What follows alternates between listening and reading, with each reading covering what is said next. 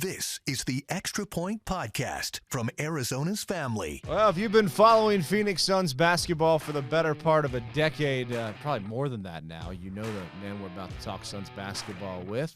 Espo, what zooms in, first of all, your Suns glasses are great. You're looking like you're feeling ready for the playoffs here.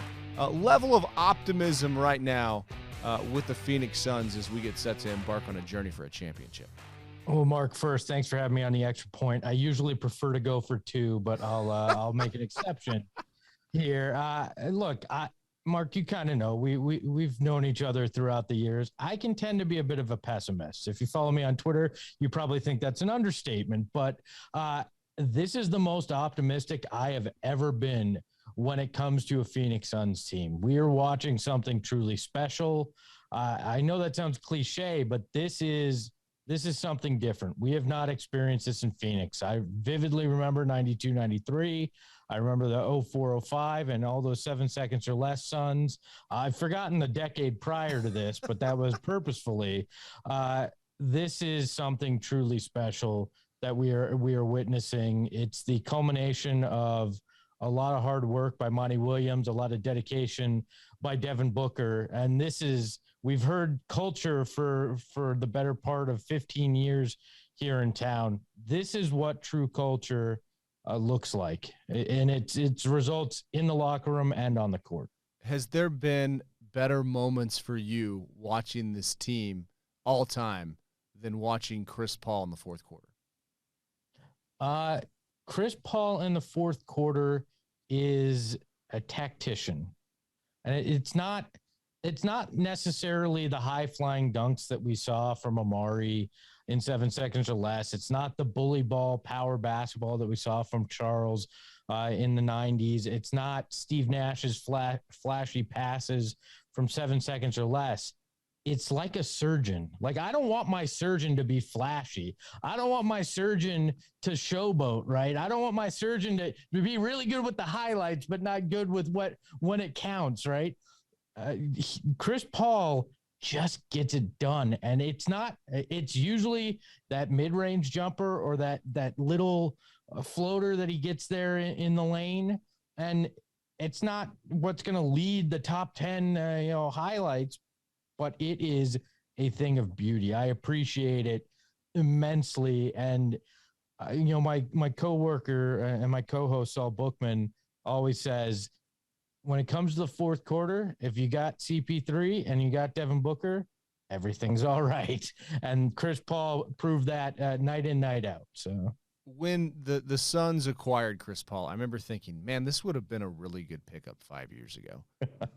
I had no idea it was going to be like this. I guess maybe we could have looked back at Monty Williams and Chris Paul in New Orleans and thought, yeah, there's something there. But the way that James Jones has been able to assemble what we're watching right now, I mean, it blows me away because 3 years ago they won 19 games.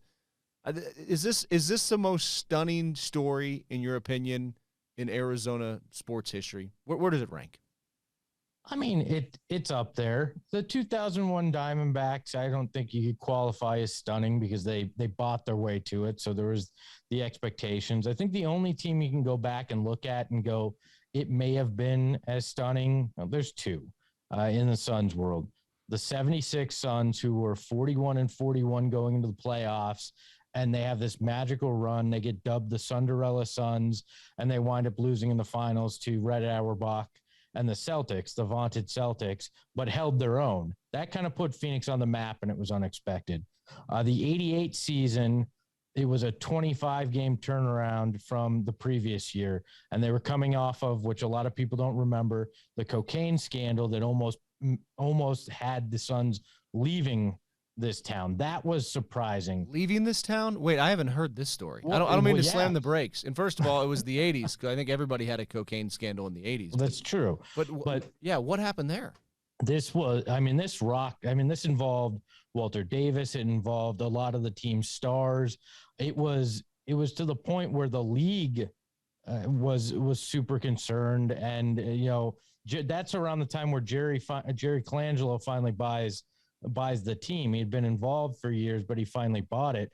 And there were questions as to whether the franchise was going to be sustainable in Phoenix, whether this was the kind of thing that would break them and they'd go elsewhere. But Jerry comes in, and the rest is history in terms of what happens over the next few decades with the franchise. And that was when they trade Larry Nance, and they get KJ, they get Mark West, they get the draft pick that becomes Dan Marley.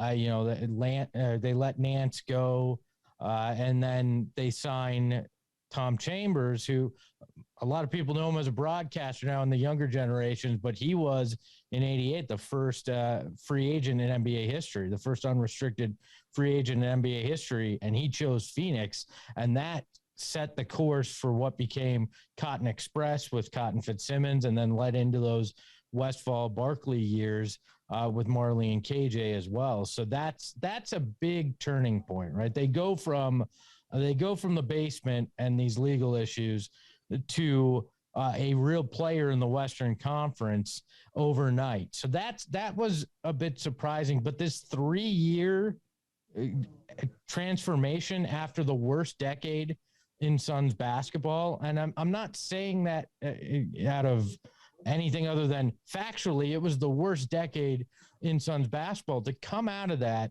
and with a handful of moves. I mean, we're talking Monty Williams. They bring in a veteran head coach who had coaching experience, which they hadn't had. They installed James Jones as the general manager, who had championship experience, obviously, as a player. And then, a lot of these guys are homegrown. When you look at it, last year, the guys that were added really that were impactful were Chris Paul, which is an all-time great, and Jay Crowder. Like the rest, Cam Johnson, Devin Booker, DeAndre Ayton, Mikal Bridges, these are guys that were drafted here, that they've developed, that they've done it that way. So I think that's part of why it was so surprising for how fast it happened. They skipped, I hate to call it like this because it seems like you're dismissing it, but they skipped steps, right? Usually you, like the Grizzlies, you kind of make it in, then you improve after losing in a round or whatever. This team went from outhouse to penthouse in a matter of minutes. And so I think it probably is the most, this is a very long-winded way to get here, but yes, I think it probably is the most surprising turnaround we've seen in Phoenix. First of all, that's why I believe the Almighty invented podcasts for long-winded answers. That I was hanging on every word there. That was fascinating. You should write a book. Second of all, to quote the great Bruce Arians, who just announced he's retiring from coaching. It's what is it, from the penthouse to the bleep house to the outhouse? It's a short elevator ride down, brother.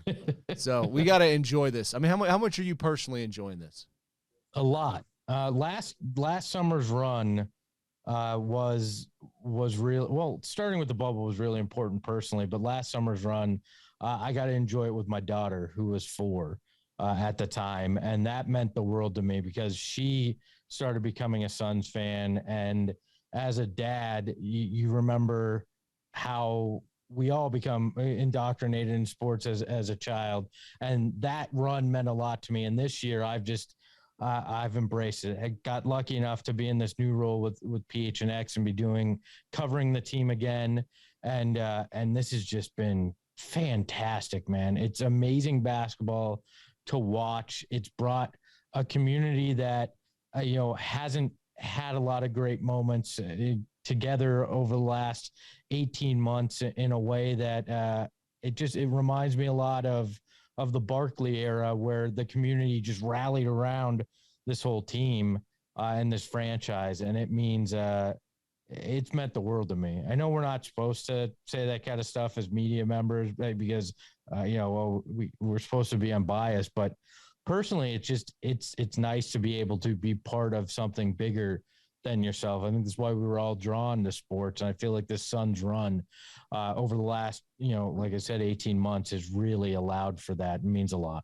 Well, and that certainly wasn't happening in this town. And they worked really hard and were good guys. When Mirza Teletovic and John Lure and who were the guys? We had Brandon Knight and Brendan Knight. Who else? Yeah, Anthony Tolliver and I can go through the whole list. I worked there at the time, so Oh, I yeah. know it all very well. We could go.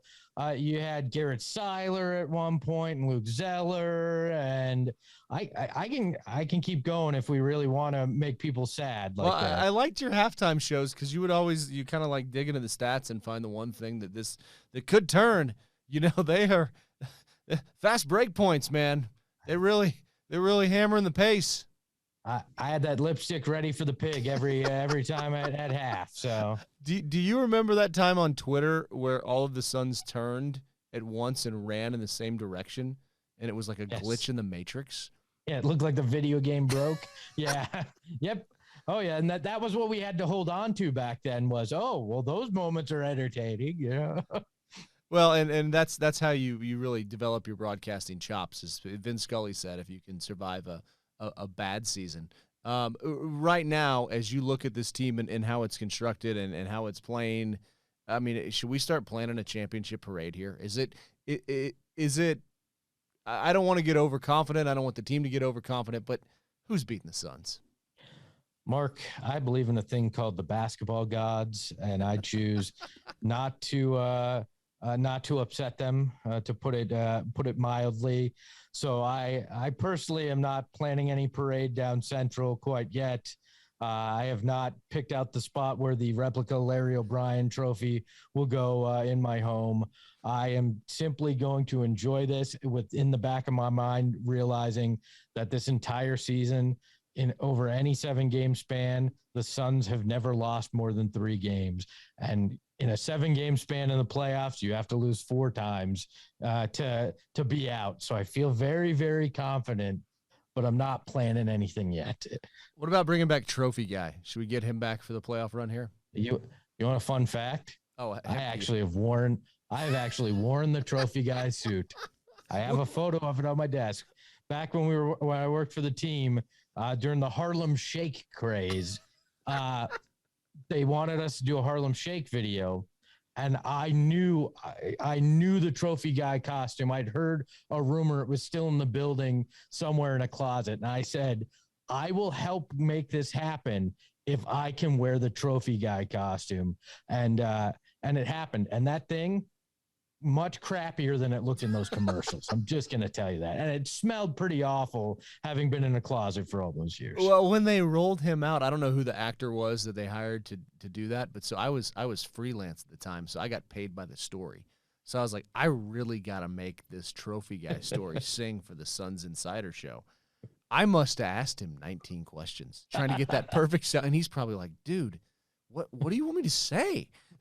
Like a guy in a costume. They just hired me for the gig. I'm like, yeah, go Suns. I don't know anything about the team. I'm asking him there about defense, Amari's health. You down there with the trainers? Have you figured out how that knee is for Amari? That's right. Yeah, what do you know about Mike? Hey, you want to live here, you got to do the work. All right, buddy? To go back to your point about not losing 4 games, though, to kind of get us back on the path here. I did resonate with your tweet the other day about the Clippers worry me. Yes. Is Kawhi going to make like a Willis Reed return here? Should we worry about that? I'm concerned, right? Because Paul George supposedly had been, and I hate to question anybody from a medical standpoint, but we live in an age of load management, and I'm wondering if the Clippers are practicing a hyper version, a extended version of load management, because Paul George was out since December, I think it was 24th, comes back the other night, drops 30 plus, leads a 35-point comeback, and looks as if there was never anything wrong. I know there was, but it looks like he's been healthy for a little while, and they were just making sure he was at peak performance. Kawhi Leonard strikes me as a guy, and we saw it in San Antonio, that will not play until he's perfectly ready. And it would not shock me if either the last game of the season or the first game of whoever they play in that play-in, that Kawhi Leonard suits up. And first off, you're ruining my plans for a parade. I'm not worried. I still think the Suns beat them, right? But there's something much bigger on the line if the Suns face them in the first round now, because then it's the team that did it right. They don't take nights off. There isn't anything called load management in Phoenix. They've done everything that you should celebrate from a basketball team, going up against the team that would at that point look like they've cut corners in their pursuit of a championship. And I think there'll be something much bigger than just the Suns remaining in the playoffs on the line. I think it's kind of, and this sounds very dramatic, but the soul of basketball on the line, because it's a copycat league. If the Clippers pull that and they win, other teams and other superstars are going to do it, which then invalidates an 82 game regular season that has meant so much over the years and has been a very fun thing. It'll become just kind of a pointless exercise where you tread water until your superstars decide they'll come back and play in the last month. Yeah, I wouldn't want to be selling season tickets if that's the case, for sure. When it comes to other teams that scare you, Denver, maybe. I mean, Memphis. What are we going to learn on Friday? Nothing on Friday. Ja Morant is likely going to be out still. They're concerned about him, and the Suns.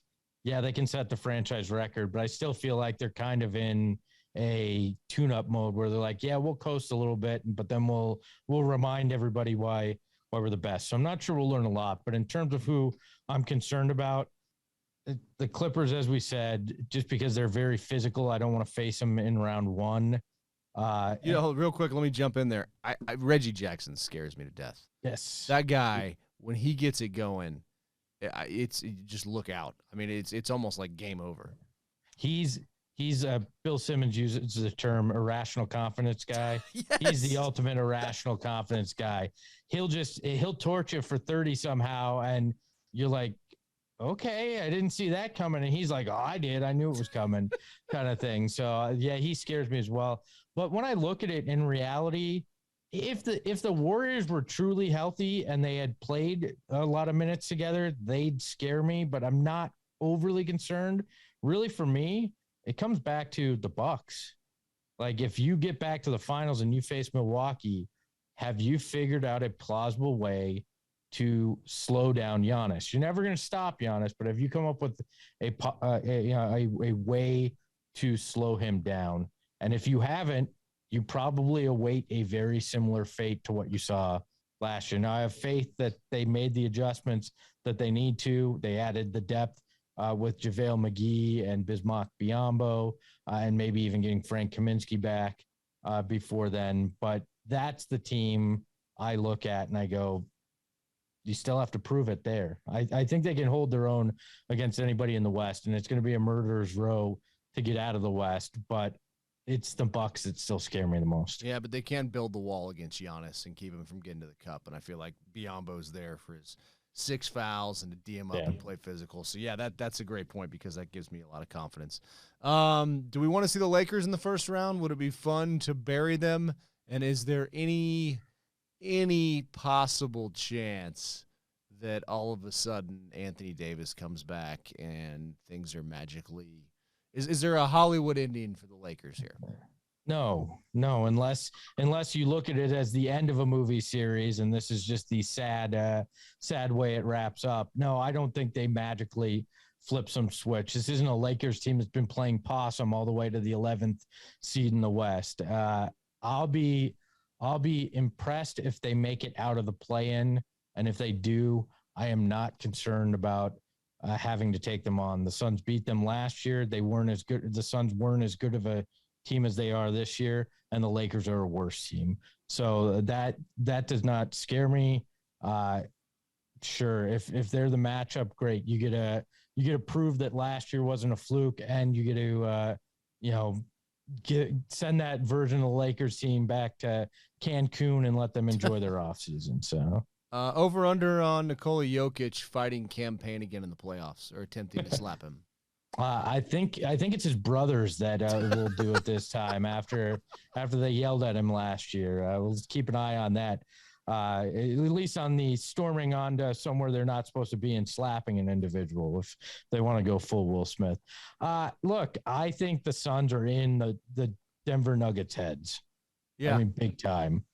We have a sister company, DNVR, up in Denver, who does what we do, and they're kind of our parent company up there. And we get so much talk back from Nuggets fans because of that relationship. And I'm like, we just say Devin Booker should be in the MVP conversation, not that he should win. And they cry, oh, you disrespect Nikola Jokic. We're like, no, we're saying Nikola Jokic should win, but Devin Booker should be top 4. Like, it's all right. Don't cry too much. I think the Suns are in the Nuggets' heads, and it would not shock me if you saw Jokic lose it again if the Suns manhandle him. So, do you worry about Murray coming back at all? No, I mean, he's been out for so long. They sent him to the G League to do practices. They say he's not ready. That even if he comes back, he's not going to be the guy he was right away. And he hasn't played with some of these guys on this roster. He hasn't played at all this year to have any chemistry. Like, I'm not concerned. Could he shift a game in a series if he got hot? Yes. I don't think he can help get the Nuggets 4 wins coming off that injury. What is your shirt? That looks interesting. Oh, it is a Suns gorilla. Well, not a Sun. It's a gorilla in Suns colors. It's based off of a tattoo that one of our hosts, Derek Montilla, has, and we thought it was a cool way to kind of show an angry gorilla, a Phoenix gorilla. So an angry Montilla. He had on the Baby Yoda shirt at Diamondbacks the other day, and I tagged Kyler Murray, thinking that might be something that he could add to his repertoire. He has the best shirt game in the business. I don't even try the collared shirts with the designs because he puts me to shame. So I stay in t-shirts that we do and enjoy them. So. All right, so tell us what you're up to. Where can we find you on social media? Where we can find your podcast? What you're kind of stewing on right now? The next one you're about to blast out, and during the playoffs, how can we just go along for the ride with you? Yeah, so I'm now with PHNX at gophnx.com. We have on YouTube. You can find us at PHNX Sports. We do live shows 5 days a week for all the local teams. I'm the host of the Suns show with Lindsey Smith, Gerald Bourguet, who is our fantastic Suns beat writer, and Saul Bookman, who's my co-host that I've been with for a while. We do post games after every game. And then if we're not doing a post game, we'll usually do a live show at about 2 p.m. here, which we've got one of those coming up on Thursday. And then we have a post game on Friday. Throughout the playoffs, you'll find us talking on that YouTube page. You can follow us on social at PHNX_sports or at PHNX_Suns. And we're just, we're trying to have some fun with Valley Sports, give fans a place that they can kind of congregate and think of it as your kind of your clubhouse to come hang out with your friends and talk some sports. We enjoy it. And then if you so choose to punish yourself in your Twitter feed, you can follow me at Espo as well. Do the glasses, do we get like an endorsement deal for those? Will those show up at the they're not even. Well, they're magnetic, so I change them all the time. I have like purple, orange. These are sparkly orange. I have other colors that I let my 5-year-old daughter pick. It's fun. I wish I had an endorsement because everybody asked me about them, but no, I'm just a poor schlub that buys them myself. So. Well, here's to an endorsement deal and wearing them to a championship parade down Central, and the basketball gods, may they be pleased with all of us. The Extra Point Podcast is a production of 3TV, CBS 5, and azfamily.com in Phoenix, Arizona.